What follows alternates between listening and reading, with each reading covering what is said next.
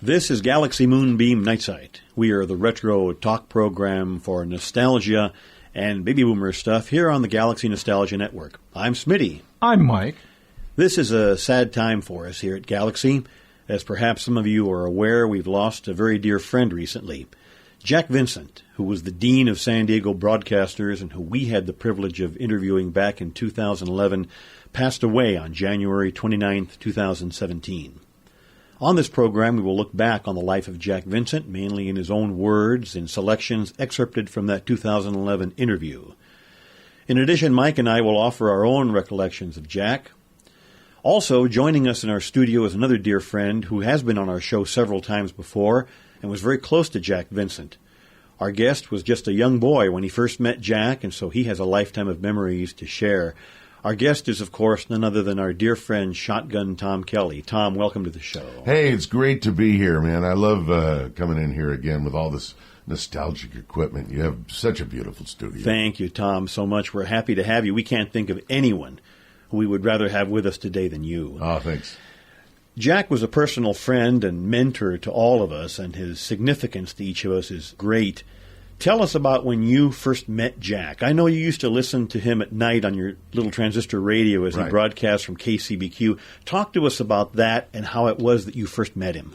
Well, I was first getting interested in radio when I was 10 years old. My mom was a big radio listener. And so I remember I was doing a paper route, and I had a transistor radio that you talked about on my bike, and I listened to this all-night guy. His name was Jack Vincent, and he was very mellow. You know, you don't want a guy yelling at you all night long. But Jack did the all-night show on KCBQ from 1955 to, I believe, 1978 or something like that. And then he transferred into the engineering department. So anyway, after my paper route, it was all done, 4:30 and 5 in the morning. So I pedaled my bike over to the KCBQ transmitter in Santee, and the door was open. So I walk in, and there's this Jack Vincent guy, and he looks like Clark Gable, because I recognized him from his picture. And I said, well, the door was unlocked. Yeah, come on in. What's your name? Well, my name's Tom Irwin, and I've been listening to you on my paper route. And he said, well, sit down on the couch here. And I used to watch him do the news, read the commercials, and play the songs. He wasn't very hip with the rock and roll, but he was very mellow. That was Jack's style. So anyway, we became friends, and we stayed friends. As I got older, I met Linda, and we used to go out together and see Jack do his show. And as a lot of people did, that he'd just leave that door open. Anybody could walk in. That was a different time period, wasn't it, Tom? You could leave the door open and you'd be safe. You'd have somebody drop in to come see you. It wouldn't be somebody coming to threaten you or anything. No, not. This is the 60s, 63, 64, 65, Yeah. And Jack tells the story about a guy who he left the door open. Some guy ran in, and he'd just been shot, and he was bleeding. And so I guess he left some blood on the linoleum floor. And Jack was in the middle of a newscast. So Jack really didn't see him. So the guy took off again, but there was some blood on the floor. Well, the next people that came through were the sheriffs. And they told Jack, he said, have you seen a guy come in here? And he goes, oh, no, I didn't see anybody. Well, there's blood on the floor here. And, I didn't see that, And so evidently this guy had been shot by the sheriff or shot by somebody, and he wandered into Jack's studio and then just took off again. But that's the kind of story, that people just would wander in. You didn't have to know Jack; just come on in. Amazing. Well, Shotgun, we were fortunate enough, Gilbert and I, to have done an extensive interview with Jack Vincent back in 2011, a few years ago, 6 years ago to be exact, almost. And in that interview, it occurred to me after we were done and we put it on the show list, and after it was edited, we realized that the interview with Jack Vincent was basically an audio-verbal history of radio in Southern California. Mm-hmm. Here's a guy who served his country in World War II, got out like so many millions other veterans. Yeah, he's a Marine. Didn't know what to do. And here he comes down through the mountains and down the highways through Las Vegas into San Bernardino and gave radio a try. You know, the best part about keeping an interview of something like that is eventually our heroes and our notables are going to pass away. And listening to this interview from 2011 last night, it was just like he was back in his living room doing that interview with us. In fact, we've got some segments of that interview from 2011. We're going to play them off and on throughout this show, and I think we're going to start with segment 1. And back in 2011, we've cut these up. Let's hear this segment from Jack Vincent. I was born in 1917 on the 7th of November in Youngstown, Ohio. And after getting out of high school, Youngstown back in those days was a big steel center. In fact, it was Cleveland, Youngstown, Pittsburgh was the trio of steel for the world, actually. So when I got out of high school, the first job I got was in a steel mill. And working in a steel mill is not easy, because I was swinging a 16-pound sledgehammer 8 hours a day, and wow. I had a lunch bucket, but I would put 7 sandwiches in the lunch bucket and eat 1 sandwich an hour. And it went on and on and on. And then after I got out of there, I joined the Marine Corps.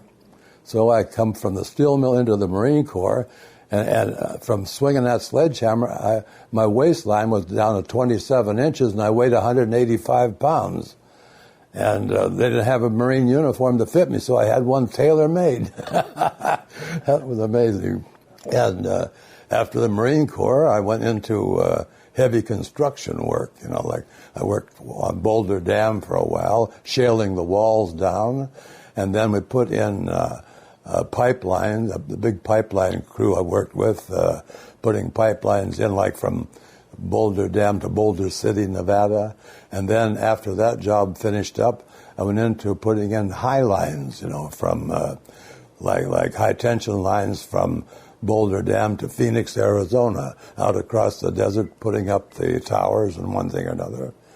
And I did that until I fell and hurt my back one time, and so I thought, gee, I'm going to have to find something that's not as hard as this to do for the rest of my life. So back when I was young in high school, we used to play around with radio because my English teacher, well, he didn't own it, but he had a part interest in a radio station, WKBN Youngstown.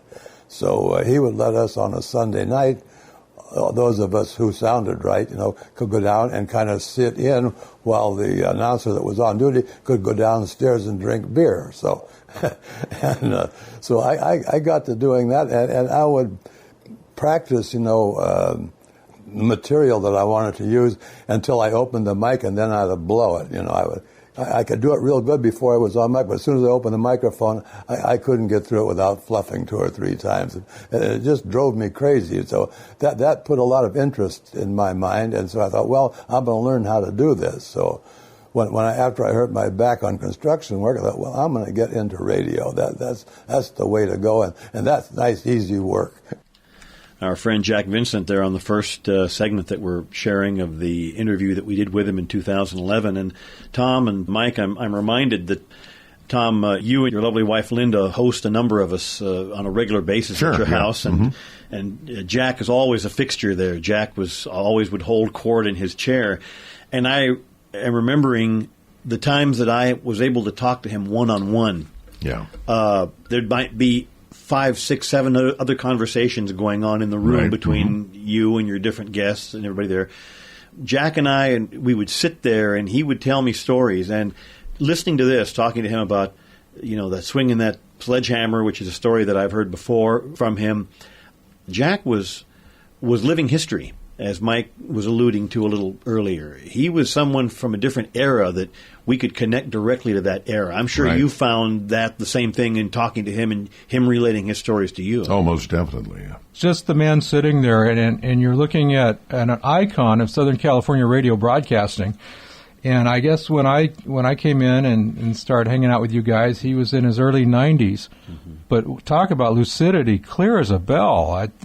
I was not amazed, because I know a lot of our older friends and listeners who are clear and can remember things so well and have some good depth, but Jack just sat there and he could go with the best of the storytellers and, then some. You heard his voice just now. That was it. Yeah. And he was in order of what happened. Yeah. The Boulder Dam thing, running the wires, and they hurt his back. That he decided, I'm going to go to radio school. So he went to Fred Spears Radio School. Yes, and he talks about that here in a little bit. Yeah. No, Jack Vincent. We were blessed, of course, to know Jack Vincent, but Jack was equally blessed to have had such a long life and to have had such clear memories and be able to clearly articulate them up until the end of his life. It's amazing. Amazing. Well, let's hear some more recollections from Jack Vincent himself. Here he tells us more about his time in the Marines and what San Diego was like in 1943 when he first came here. I joined the Marine Corps in Cleveland, Ohio, and I went to boot camp at Parris Island, South Carolina, which is not an island, it's a swamp. Which Marines are great for hunting for swamps. They like swamps. We took some tests, when I was in boot camp, and when we went up to New River, North Carolina, we all lined up and they read out a roster and they said, these 13 people stand, when we call your name, move out of line. So they called our 13 names and we were being transferred to Cherry Point, North Carolina. And the rest of them, they're going over there on guard duty. Well, it wasn't guard duty. We were being transferred to Marine Aviation. So as a result of being at Cherry Point, North Carolina, when they finally got that organized, I went off to a mechanic school in Jacksonville, Florida. And I was going to be an airplane mechanic, I don't know why, but that's what I ended up being. I would rather have been a pilot, but you couldn't get into the pilot program that way. So nevertheless, I ended up at mech school in Jacksonville. And then while I was at mech school, the Navy put out a thing. They were losing so many gunners in the South Pacific that 25% of the Navy and Marine Corps had to go to gunnery school. So I volunteered to go to gunnery school, which ended up in Hollywood, Florida. And oh man, we talk about a vacation. So I went to gunnery school in Hollywood, Florida, and I never was a buck private. I went from private to corporal to sergeant, and I ended up being a staff sergeant. I came out here in the Marine Corps in 1943, and in 1943, at 8 o'clock at night, you couldn't find any place to eat. There was no restaurant or anything, and the only one place was open, and that was the Cotton Patch. That's the only place that was open if you wanted to get something to eat after 8 o'clock at night. And I think many people remember the Cotton Patch because it was quite a place. There's steak and potatoes and whatever. So it was, and of course downtown San Diego was nothing but sailors and Marines. Very few Army, but there was mostly sailors and Marines. And you could walk down Broadway and never see a civilian. Yeah, just like a lot of the guys in his age group, they came back and they were veterans. They went out and did their part. They answered the call of the country and went out, and just listening to Jack talk about, here's a guy that was chiseling stones in the big dam for the WPA, and suddenly he's involved in the war. Jack, of course, in relating this information about his years in the Marines, Jack was part of the greatest generation. He was someone who lived through the Depression and lived through the Second World War, and that generation that we admire so much, that went through so much and sacrificed so much. Well, Shotgun, you were just incredibly blessed to have a guy like Jack Vincent as a sage and as a role model, because you knew at a very young age what you wanted to do. Right. You knew you wanted to go into broadcast and radio, and here's a guy sitting there, and I'm always reminded of that scene from American Graffiti with Wolfman Jack. Yeah. Sitting out there in that little one-room place with the refrigerator defrosting and the popsicles melting, and here's a guy, and that's what the overnighters did. They sat there by themselves. Right. Once in a while, the phone would ring, and if it wasn't a drunk, it was maybe the station manager's girlfriend looking for him or something. Yeah. But you got an education that no money could pay for, knowing Jack Vincent. Oh, yeah. Jack was quite a card. Yeah. And he had funny little stories to say. And well, tell us how he helped you with your career in the early days. Because Well, you went over to KCB. You were in KCBQ, and you had the man right there. Was he kind of like the Yoda? Well, he really never critiqued what I should do or shouldn't do. Okay. But just watching him and watching others like Frank Thompson and Sonny Jim Price over at KDEO, Frank Thompson at Kogo, and to be able to stand behind these guys, Ray Willis also at KDEO, to be able to stand behind these guys and watch them do what they do. My first job on a radio station was Sonny Jim Price, who called me in his office, and he said, I want to play you a song, and I'm thinking about adding this song, but I want to be the first program director in the nation to do so. So he pulled me back in there, and I listened to this song, and he said, well, I want a 13-year-old's opinion, a teenager's opinion. What do you think of this song? I said, I love it. I think it'll be a big hit. So he said, okay. He added the song, and that song was California Dreamin' by the Mamas and the Papas. And he said, how would you like a job? And I said, sure, I'd love it. So that's when I got a job as an intern. He didn't put me on the air. That was an entry, slowly but surely making your way on the air. Yes, little and by then little. that's when I would practice. I would try to sound like Jack Vincent. I would try to sound like Frank Thompson, Ray Willis, Sonny Jim Price. I had a lot of people in my mind that I wanted to sound like.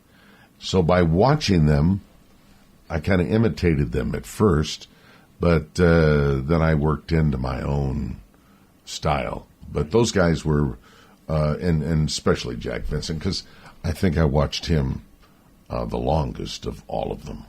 Oh, wow.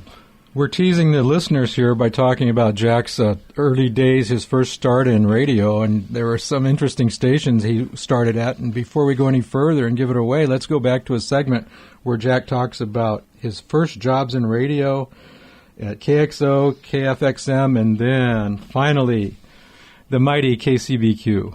And that's why we've got Shotgun Tom here, because we're going to talk about KCBQ, and you can't say KCBQ without saying Jack Vincent and Shotgun Tom Kelly in the same breath, unless you got a lot of air, which we do. So here, another segment from Jack Vincent.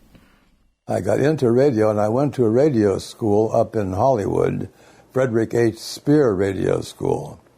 And I was there for 3 years, and as a result, we've also ended up with our FCC license, which was one of the big things at the time.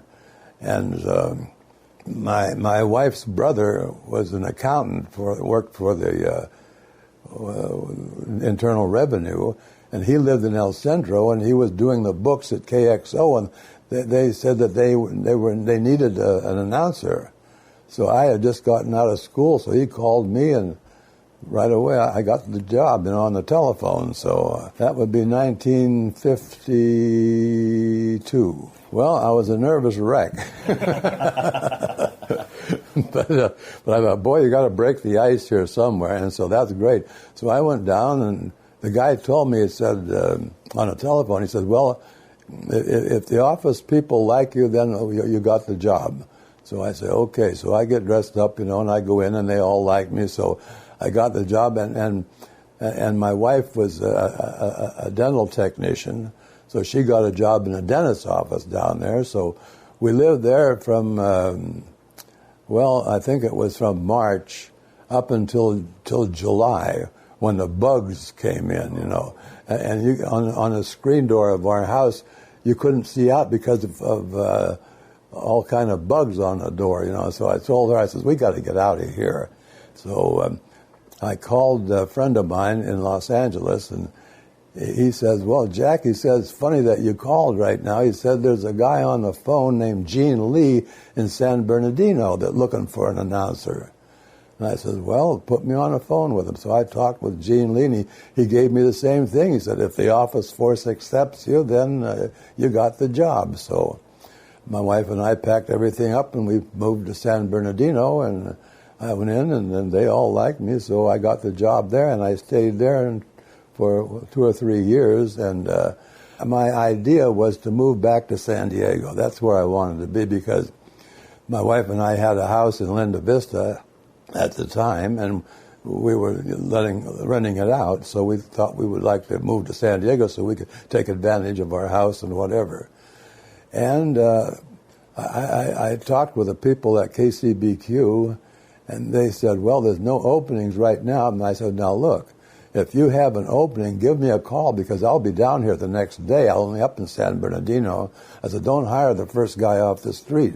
So they took my word for that, and about a month later, I got a telephone call, and I said, Jack, if you can, it was on a Wednesday, he said, if you can make it on Friday, we'll be glad to talk with you about the job here at KCBQ in San Diego. And this was in 1952. So when I walked in, I was a nervous wreck then. I thought, Jesus, because my whole pattern was to end up back in San Diego, and boy, I've got to get this job. So they gave me a bunch of commercials and some news to do, and they said, when you're ready, you poke that button. And they were listening to me all over the building because they had a monitoring setup, and I poked that button and I read the news. I think I fluffed it about maybe 2 times in 5 minutes, which wasn't too bad. And so the guy says, well, yeah, we accept you. Yeah, you're doing a good job. But we realize that you're probably kind of nervous right now. So, yeah, you're doing fine. So I was hired at KCBQ then, and that lasted for 27 years. So that was a pretty good break I got.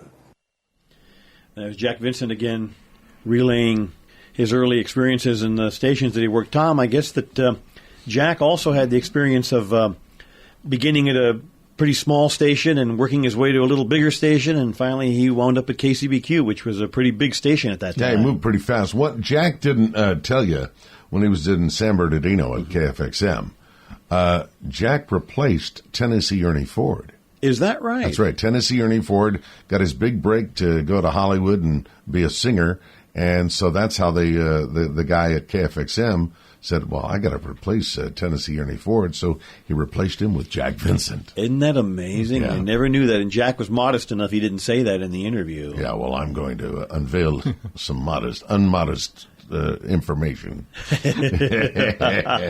But no, I thought that was incredible. I mean, Tennessee Ernie Ford, 16 tons. And so many others. But that's fantastic. Yeah. Jack used to say, his listeners used to call up and say, we're so glad to have you. That guy, and this is before Tennessee Ernie Ford was a star. Right. That guy always would just sing with the songs, and we're glad to have somebody not sing with the songs. So we're glad you're here, Jack. So keep on going, And I remember when we interviewed Jack during this interview, we don't have this particular part that I'm going to mention right now, but Jack said that he never talked over the songs. He let the songs play out. Yeah. And that's true because we've heard recordings of Jack on the air. In fact, we've got some brief excerpts coming up. Oh, that'd be great. And he was always very careful not to step all over the song. Yeah, right. But Jack's career began that way, and while we're talking about that, we can listen again to Jack Vincent in another recollection. Now here, Jack tells us about how he began doing the overnight show on KCBQ. Oh, love it. Yeah, and he tells us about some of the things that he would do to prepare for that show. Let's listen. Earl J. McRoberts was doing the night show, and the night show was from Pat's Drive-In on El Cajon Boulevard. And he was doing the show from Pat's Drive-In, and he had put on an album and let the album go, and every once in a while he'd come in and say, well, and so he went on vacation, and Lee Bartell called me and said, Jack, he said, I wonder if you would do the night show from Pat's Drive-In because Earl is going on vacation. So I said, I'll be glad to. So I went out and did the show, and the way I did it, I kept telling people all about the restaurant and where it was and the time and the food they ate and everything. And gosh, the place was loaded with people, and the management liked that. And so when it come time for Earl to come back, they said, we don't want Earl anymore. We want Jack. I did my job at the transmitter in Santee because Lee Bartell, who owned the station, allowed somebody to do the records at night live, but at the same time they had to do the engineering. So I was qualified to do the engineering, so I took the job, and that was the way it went. I had to go down to the studio downtown on my way to work because Phyllis, who ran the station, would give me all of the records and things that I needed, and I would pick them up every night. I went downtown first. Then I drove out to El Cajon Boulevard, where the transmitter was behind the Campus Drive-In Theater back in those days. And I would drive out there and do the show. And then in 1958, we moved to Santee. That was the big difference. And then I guess later on, the whole bunch moved out to Santee. They closed down the 7th and Ash deal. So it was quite an experience. And it paid the rent very nicely. I mean, nobody made a fortune, but we all made enough. Yeah, the 7th and Ash Studios, when he was talking about 7th and Ash, they were there for a long time downtown, and it was picture window studios. And I used to stand on the corner and look up at the guys that used to work in the daytime, like Seamus Patrick O'Hara, Bill Bishop. I used to watch Johnny Holiday, and I used to watch Shadow Jackson. And that was all from 7th and Ash. Those are all the daytime jocks. Mm-hmm. And at midnight, the newsman would throw it to Jack after he did the sports, and then he's doing the weather. And then he'd throw it, he said, now we're going to go out to Santee, and good morning, Jack. And the Jack would play a jingle, and then he would come on.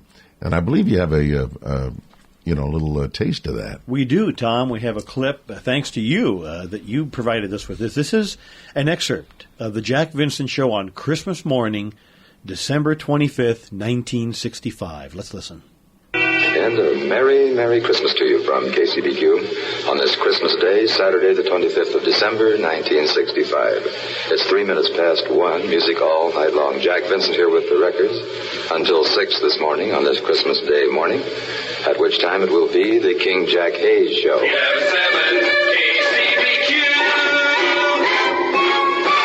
And the temperature on this Christmas morning out here at Sandy, about where it was yesterday, 40 degrees right now. Jeff Crane mentioned 50 in downtown San Diego a few moments ago, so we're 10 degrees cooler out here at Santee. It should warm up today to about 63 today for San Diego. It's 3 minutes past 1. KCBQ, Merry Christmas time.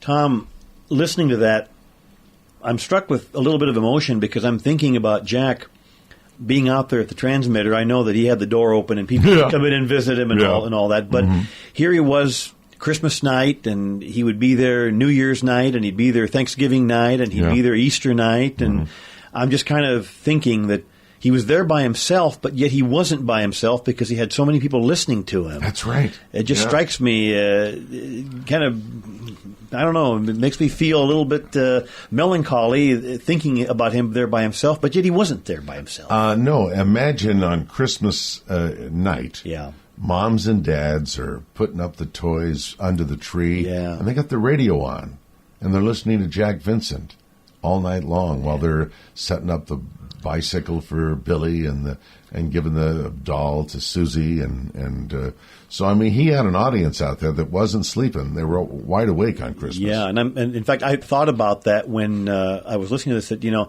wonder maybe Dad was out in the garage assembling the bicycle. There you go. Mom was getting the doll ready. Yeah. So just think about those things. Yeah. Jack wasn't broadcasting to nobody. No, he had an audience. Jack's audience was the entire San Diego region that were awake at those hours. These people that worked all night in the defense plants and the security guard at the gate by himself with a little transistor radio. I can picture it. And we're talking way back. There's a term personality-driven radio. And personality, Jack was a friend. Yeah. He was an invisible friend, but you could hear his voice. And it was though he was there at your table. Lonely people. We had an episode where we talked about all-night talk radio.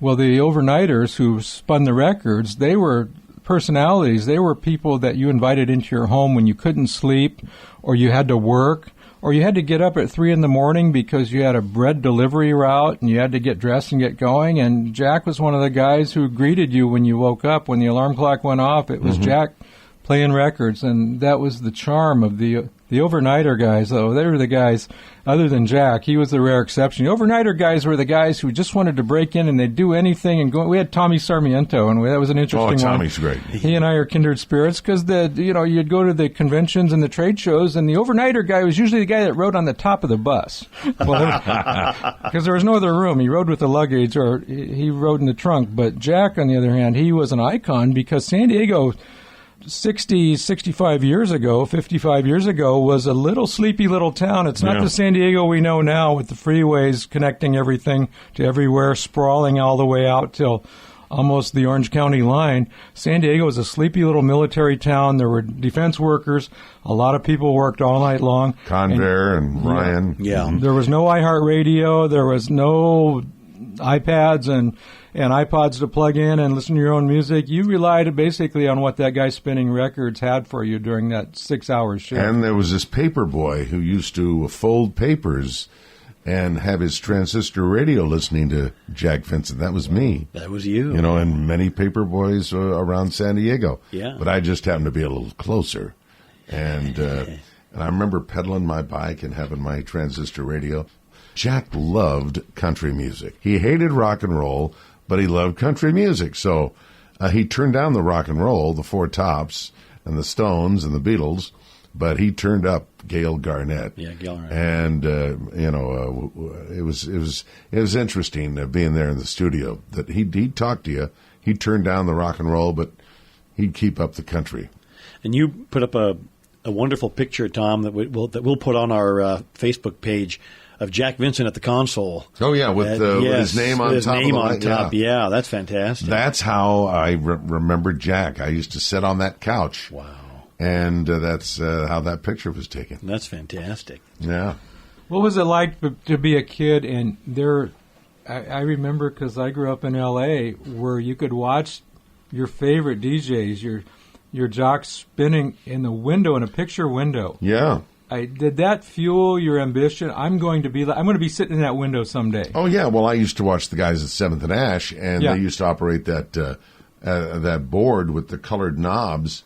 And 7th and Ash had Lee Bartell put a mirror on the ceiling, so as you look up, you could see the jocks' hands, putting the records on and putting the volume up and down. As a matter of fact, the people that own that corner now, Ace Parking.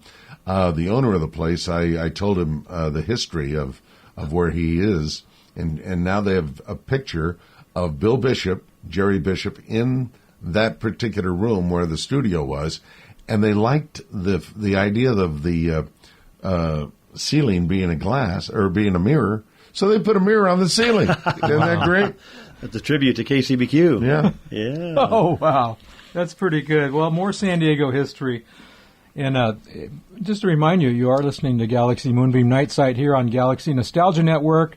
Smitty Gilbert Smith and I, Mike Bragg here, along with our good pal and Galaxy good guy number 1, Shotgun Tom Kelly. It's great to be here, man. It's great to have you here. And we're just, once in a while, we take one of these memory shows and walk down the lane and go back in history. But it's it kind of hits the heart today because we're talking about somebody who made a lot of that San Diego history, but made a lot of happy memories, especially for the three of us here and so many, many other people.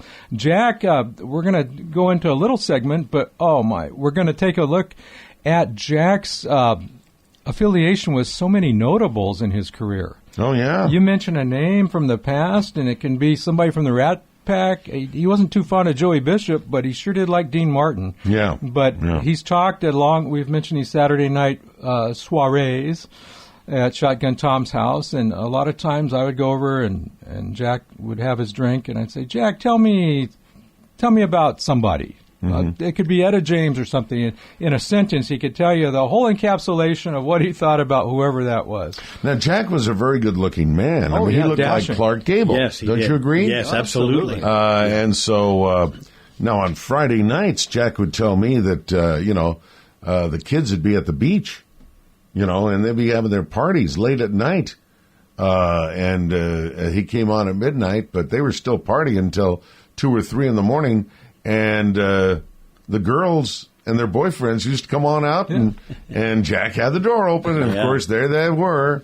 They go out and see Jack. That's amazing. Yeah, like as we said earlier, that was a different time period. Yeah, can't do that. Can't do that today. No, not at all. Got bulletproof glass and and behind security locked doors. guards. Yeah.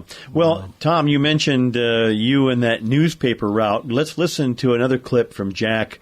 And he talks about you, Tom, about when you began going over there to visit him back in the days when you were a boy with the paper route. And he tells us more about those nights at the transmitter in Santee, California. That's great. Yeah, the Shotgun, it was a paper boy. You know, he delivered the paper, and when he was about 12 or 13 years old, he would deliver his paper, then ride his bicycle down, and the door was always open, so he'd come in and watch me do whatever I did. And he got interested in it, and even when he was that young, he had a powerful voice. And I thought, Tom, I said, you got to get into radio, man. You got everything going for you. You're a natural. Well, he watched me do the news and the commercials and all. Of course, it's a different ball game back then when we had to use 45 RPM records. Now they just poke buttons. I mean, it's all automatic. Like you have to listen to something while you're talking at the same time, you know, and it gets rather complicated and nerve-wracking. Yeah. Well, I always left the door open. Whoever wanted to drop by could come in, you know, because I was lonesome. Wow. Even back, I'd leave the window open, and cows would stick their head in the window and moo, you know. They liked the music better than I did, I think.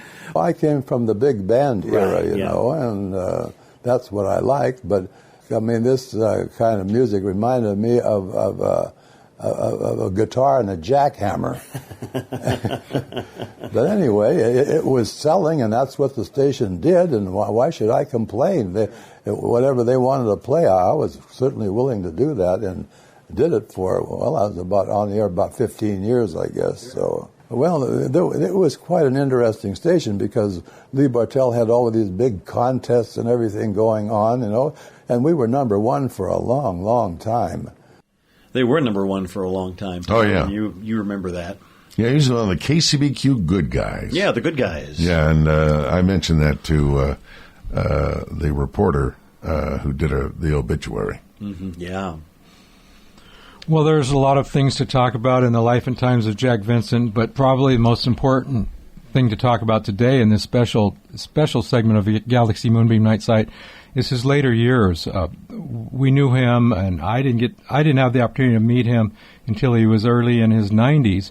But the fact that he was such a youthful guy at the age of 90, I talk about some of the things. I remember he rolled up, what was it, a brand new Lexus one night? Or did he bought a car? That was a Lincoln. That was a Lincoln Continental. Yeah. Yeah, he bought a cash. Yeah. Yeah. He loved that car, man. Yeah. It did have all the whistles and bells on it. Yeah, I remember he was very excided because it was a hybrid. Yeah. And he would tell me, he'd say, Gil, that car just sips gasoline. He said, I loved he wasn't quite sure what a hybrid was, and he said that guy was pitching the hybrid at him. He said, I had no idea what a hybrid was, but I knew I needed to have one. Yeah. But you go over to his place over in Santee, and he had this... he's in his big easy chair, and he's got this setup. It's a Sony amplifier with speakers and an FM and a tuner and a tape deck and everything. And he's got these little plates, switch plates with dials on them and arrows and knobs. Jack, he was an engineer. Yeah. You know, and to the very end. I mean, he was multi-talented in that area. He also could build anything out of wood. Right. And he built a lot of the cabinetry in the station, and it was just amazing. So he had more than just the on-air experience. What was the job of the engineer back then, too? When you hear the word engineer, and when I got very early into radio, you had a guy that was actually spinning the records for you, sitting back, and the engineer was the guy that chain smoked and overfilled the ashtray. Mm-hmm. And, it was about 105 degrees in most of those broadcast booths. But did you have Jack as your engineer? What were those times No, like? Never had. Okay. I never had Jack as my engineer, but I had what they call board ops. Board ops, yeah. And that's fine, but, there's nothing like running your own console. Right. And by the way, you had Ken Kramer on. You did a whole Yes. show with Ken Kramer, that's which I right, thought yeah. was fabulous. Boy, you got some stuff out of him. Yeah, Ken was and fantastic. you surprised him with some things. I sure Yeah, we did. And, of course, Mike, your video company, you covered the KCBQ Monument. Yes. And Jack was out there for that. And also about San Diego, the show that Ken Kramer does so beautifully. He actually took a crew out and videotaped Jack Vincent in that big chair. Yes, he did. That you were talking about, Mike. Yes, he did. And he told about how the KCBQ transmitter was so powerful that some people claimed they were getting KCBQ in their fillings in their teeth. Yeah, that's right. I remember he talked about that. I remember him talking about the rattlesnakes. Yeah. To keep the door closed. Sure. There were snakes out there. Well, there were no homes out there at Nothing. that time, and that's where Lee Bartell wanted to move out and go up in power, 50,000 watts from 5,000 watts with the transmitter at near the campus drive-in. They moved out there to a very rural area, Yes. where they could put that kind of a transmitter because it wasn't going to bother anybody. Right. Well, then Santee started building houses and shopping centers around, and so. Those towers, those 6 beautiful towers that when you came over the gorge, you saw them lit at night, are now gone because a shopping center is now there. Right. But as I said, you guys, Mike, with your video company, and Smitty, you ran one of the cameras. I did, You yes. captured the ceremony with Richard Bartell was there. Yes. Jack was there. And I believe over 450 people showed up for that. Oh, easily, yeah. There was such a crowd, and we had people pulling in off the street, just wanted to see what was going on, and we put a big banner across a rental container, Yeah, that's right. KCBQ Memorial, and there Yeah. were people who had no idea the event was taking place, and they were driving up the street, and they stopped and got out and said, I listened to that station when I was a kid, and this is wonderful. Yeah. Well, Randy Vopel, the mayor of Santee at that time, he really pushed through to get the land for that monument, which is standing there today. Yeah. Yes, it is. Mm-hmm. And I wanted the monument to be down further where the entrance of the parking lot was, of the building there in Santee. And he said, no, Shotgun, you don't want it there. You want it down here by where the towers were. And I go, why? He said, just trust me, you want it there. Wow. So I trusted Randy Vopel, the mayor of Santee, and he's now in the assembly now, but he said, trust me, put it there. We put it there. We had the ceremony that you videotaped. And 2 years later, now I know why Randy wanted it there. They built an In-N-Out burger. Mm-hmm. And every time you come in and waiting for your order, you're forced to be right in front of that monument and read all those names. Thank you, Randy Vopel. Yes, thanks. How Trina. fitting. Perfect. That was a wonderful day, Tom. You spearheaded that whole effort. I remember that was, I think, going on 9 years ago now? 2008, is that right? 2010. 2010, okay, Mm-hmm. I'm off a little bit. But that was a wonderful effort that you spearheaded, and a lot of people got behind you on that, and that monument is still there. It is. If anybody's in the Santee area, you can go right there by Mission Gorge Road. Right. The Lowe's Shopping Center. And what I didn't realize, it's now listed on the National Monument list. Is it now? It's one of the very few radio stations that has a monument. I believe the KDKA? Grand Ole Opry has one. Yeah. WSM. KDKA and Grand Ole Opry. Yeah. Right. And one of the techs is one of the Border Blasters, but that's it. So That's it. It's in good company. So we got one in our backyard on the national. about that? What do they call it? The National Registry of Monuments. That's yeah. wonderful. And, of course, all the names of the on-air personalities from KCBQ in that time period are on there. And, of course, Jack Vincent That's right. is He's among on there, those. yep. He's on there along with Yeah. you, Tom. Well, that I keep telling people about going to see that monument, Yeah. And when you're in your car and you're waiting for your burger, I mean, what better? A drive-in and a radio station. Exactly. Yeah. They go together. A drive-in burger And joint. Jack, if you recall in your earlier Jack Vincent story, Jack did his show from a drive-in, Pat's Drive-In. Drive-in, yeah. And now we got the modern-day drive-in, which is In-N-Out Burger, and we're so fortunate. I mean, many people have seen those names, have been forced to see those names because they got nothing to do except when they're waiting for their burger. Exactly. And they go, what the hell is that? Yeah, that's right. That's right. And they get out, and you know what? There's a lot of those people that hadn't thought about KCBQ. Right. the big KCBQ for 30 years, and they all of a sudden, well, I used to listen to that. What, Grandpa, what? I have grandkids, and I'm thinking things that they want to know about. Right. When I was young, what we did, they have no idea what a transistor radio is. You talk to them about a record player, and they think, oh, the Martians use those.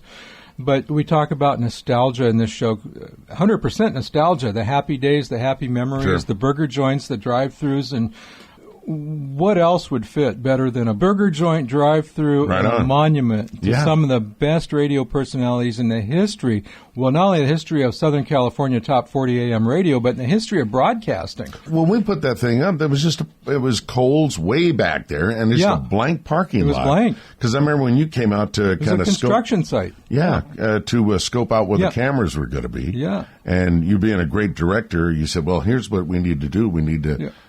put the banner up here. We need to have the podium here. And what do you call that, blocking? Or Yeah, something like that? blocking. Yeah, but So that turned out great. And then 2 years later, it's got to drive in there. how about that? Mm-hmm. Well, being a nostalgia show, we're going to go back to a segment. I think we're going to do a segment because we mentioned Jack Vincent and his knowledge of a lot of celebrities and notables, and he actually knew some of them, and he was opinionated about most of them.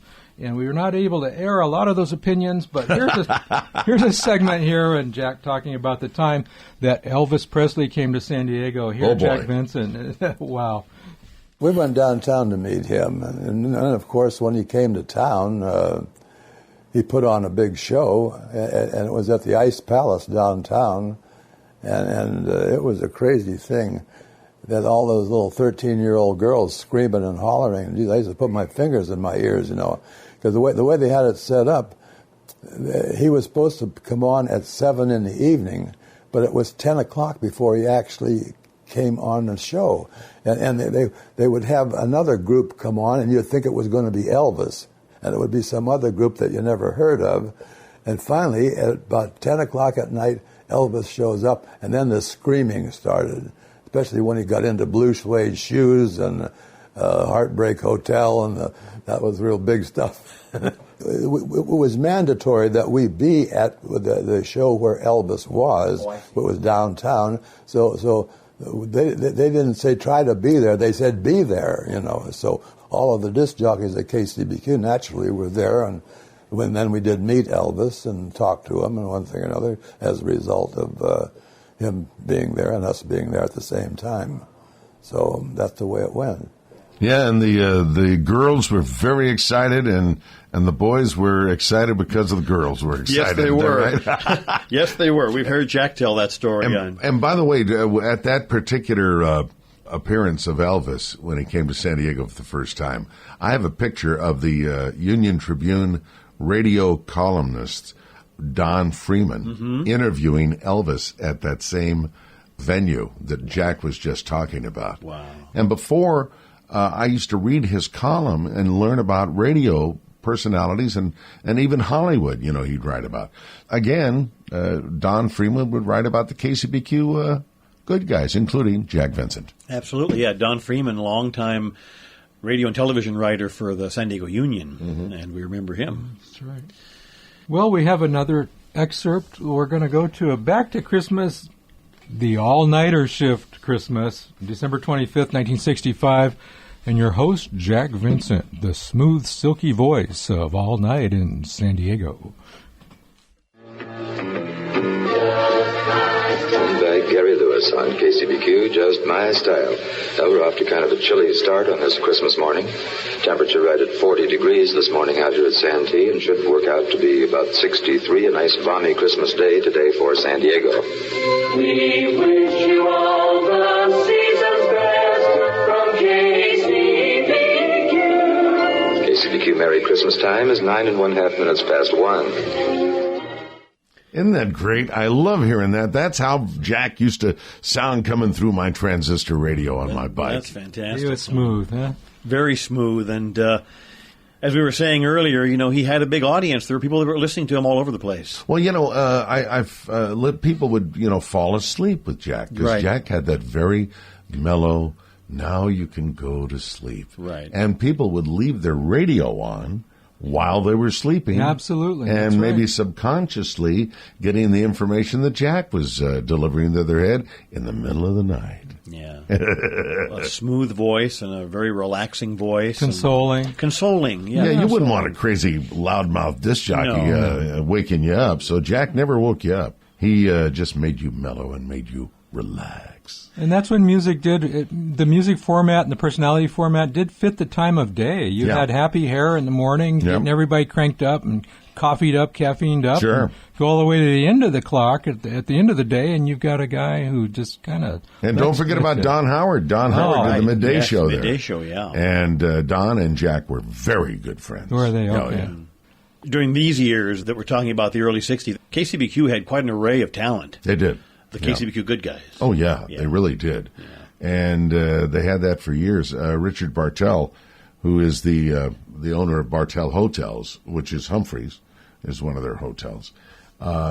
He came out and visited Jack when Jack was ill. And Jack was thrilled to have Richie, calls him Richie Bartell. Because his dad, Lee Bartell, would have his boy out at the radio say, "Don't go down to Jack Vincent's studio. You have to stay away from there." Well, Richie didn't listen to his dad. He went down to the studio and looked at the knobs and, played the records and stuff like that. And then he talked to Jack about that and so many other things. And I said, "Richard, I hope you had a good visit." He says, he spent about an hour and a half there. That's wonderful. And he said, "I got more out of this visit than Jack did." But Jack was thrilled to have Richard Bartell. He was so thrilled on the day of the dedication. Yep. And Richard was one of the speakers. Just hear Richard come up there, and Richard was blown away, too. Yeah. It was just something so special and heart-touching for everybody who lived the years that we've lived in our generation, Tom. Well, Bartell Broadcasting owned radio stations all over the country. Yeah. San Francisco, Milwaukee, Detroit, San Diego. And his dad, Lee Bartell, got out of the broadcast business and got into the hotel business. Business, hospitality. Jack, approached Lee Bartell. He said, "Listen, you're paying me as an announcer. I'm in the union, American Federation of Radio and Television Artists, and I'm doing the all-night show, but I'm also an engineer because we have NABIT engineers, and I'm just getting paid one salary." And so Lee Bartell says, "Well, we better up your salary." So he got paid as an announcer and as an engineer. That's wonderful. Jack was uniquely suited to that nighttime position, not only because of his voice and how he projected himself, how he came across, but also because he was an engineer. Yeah. And I remember him telling me on a number of occasions when I had the chance to talk to him, I'd say a tube would go out in the transmitter, and I would go over there and I'd change out the tube, or something would burn up, and I had to fix it right then and there. Fix it. Or how about when KCBQ lost power? Sure. They had a big diesel generator out there, and Jack would go out there and he'd prime the diesel pump and get the carburetor going and adjust it, and boom, hit that thing, and the transmitter would be on again, and they would hardly lose any time at all of air. He emphasized, which is something that we all know, and that he needed to get back on the air as soon as possible. There was no time to dilly-dally, so he'd go out there and fire off that generator and get the station back on the air as quickly as he could. Right. Well, he is just such a historical figure as far as broadcasting top 40 AM radio. Jack talked a lot about all the good times and all the great people that he met up with and all the fantastic fans who supported him and he became good friends with. But there were some dark moments in his career, too. We have an excerpt from our 2011 interview where Jack actually changed the format. Every radio station across the country changed their music format on the evening of November 22nd, 1963. Let's listen in as Jack remembers that fateful day. I think they followed the pattern of other stations across the country. We went to a classical format and just discarded all of the rock and roll and just went classical until actually he was buried. And for about a week or maybe even 2 weeks, we played nothing but classical music, and it was just different. And well, it was a very mournful time, and people were so sad about the situation that had developed, and it was only the radio's way of feeling for the loss of the president. So, yeah, it went on for about 2 weeks. Then after that, we went back to our format, and told the people when we were going to do that, and did it when that time arrived. So, it was a very touching time. Jack Vincent remembering the night of November 22nd, 1963. That day, President Kennedy had been assassinated, and as Mike pointed out before we went to that clip, Jack was there during good times and bad times, and they changed the music to classical music for that night and for quite a few other nights to follow, but Jack remained at his post, and I think people like Jack Vincent, Tom, helped to comfort the nation at a time that everybody was mourning and everybody was sad. Yeah, I remember, I believe it was a couple of months, 6 months before Dallas. I was at St. John of the Cross Catholic School, and the sisters let us out to go over to El Cajon Boulevard, and Kennedy was accepting an award at San Diego State College. Okay, so he did a motorcade down El Cajon Boulevard, and I had a sign, and I still have this sign today. Welcome, President Kennedy. And actually, that picture that you're talking about, we posted that picture of you on our Galaxy page. Oh, did you? Yeah, so we've got that. But there's a picture of somebody took of Kennedy on the wall there at Rutford's. At Rutford's Restaurant, right, which is still there after all these years, you know, so good memories. Well, we're going to prepare to wind our program down, our tribute to Jack Vincent. This has been a very memorable broadcast for all of us. Jack Vincent was very important to all of us, and we thought that we would want to honor him during this program. And Shotgun, it's been wonderful to have you here because you were very close to Jack, a lifetime, basically, of a friendship with him, and we're just honored that you chose to join us today. Good to be here. Jack was born in 1917, passed away in 2017. That's he right. Almost made 100. He was 99 years old. Tom, by my count, he was 99 years, 2 months, and 22 days old. By Look my at you. count. Yeah. Well, you're that kind of guy. I'm that kind of guy, and you keep those statistics. Yeah, we try to keep those, but Jack Vincent will remain in our hearts and in our minds. And of course, those of you who perhaps are newer listeners to our show and have not heard that program, it's program number 67. It's an interview that we did with Jack in 2011. You've heard many excerpts from it today. There's still a lot more that we could not air because of time. But if you are interested in hearing that, you can go to our library of shows, either on Mixcloud or iTunes, and you can hear the whole show. Those are good memories for us, Mike, of that afternoon that we spent with Jack back in 2011. Yeah, the golden memories of a wonderful guy, a good friend, very close friend to all three of us here. And as we wind down the show, we're going to go out with the Jack Vincent famous sign-off. This is Galaxy Moonbeam Night Site on Galaxy Nostalgia Network. You can reach us always by email, Galaxy Moonbeam Night Site. That's SITE @gmail.com. Our website is galaxymooonbeamnightsite.com. We prefer that you contact us via Facebook and like us, because then you're part of our brothers and sisters, our Galaxy good guys and good gals. So our Facebook, believe it or not, is Galaxy Moonbeam Night Site. That's how you find us on Facebook. In the meantime, I'm Mike. I'm Smitty. And I'm Shotgun Tom Kelly. Glad to be here. And thanks for joining us, and we'll be talking to you again here at Galaxy Moonbeam Night Site. This Jack Vincent here saying, so long, be good, drive carefully, have a pleasant day today, and remember, a big smile for everybody costs you nothing. So long, you. This is the Galaxy Nostalgia Network.